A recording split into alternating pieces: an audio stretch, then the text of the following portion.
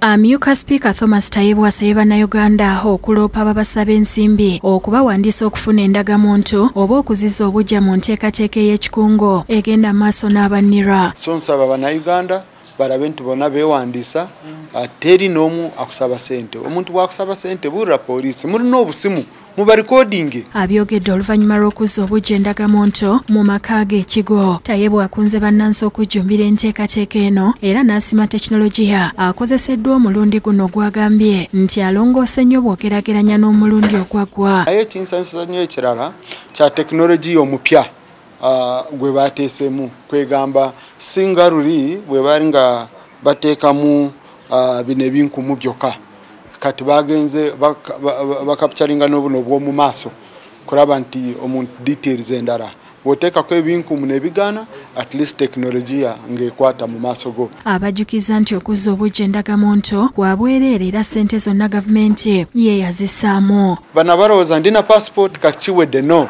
tekimala okufuna passport weetaaga endangamuntu. Passport yo bwe expiringa n'okomawo tujja kubuuza endangamuntu.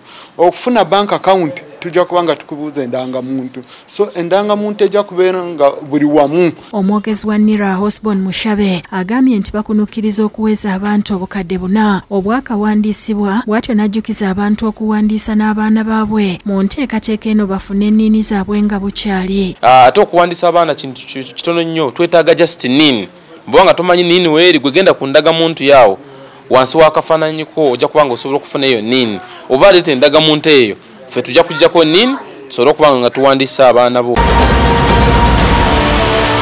Bo aba ministry y'ebyenjigiriza n'emizannyo bategese festival ey'omusomo gwa physical education kiyite PE ab'amasomero ne bakuutirwa okusoosowaza obuyiiya. Byogeddwa akulira abakulembeze b'amasomero ga gavumenti mu ggwanga Deborah Basekanakyo bw'abadde omugenyi omukulu ku mukolo guno ogubadde ku Duhaga Secondary School mu Hoima City nga gwa mulundi gwa kusatu.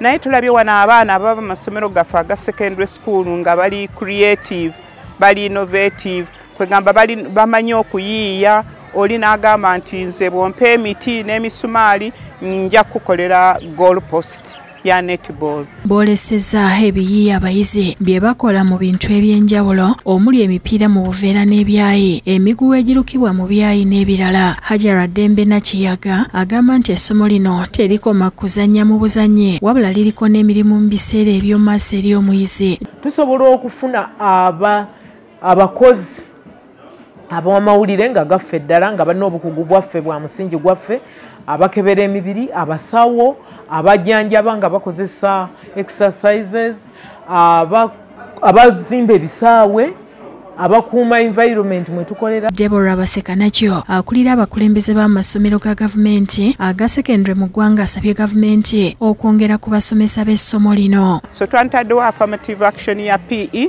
abasomesa bano abali qualified mu PE tubawe emirimu mu gavumenti.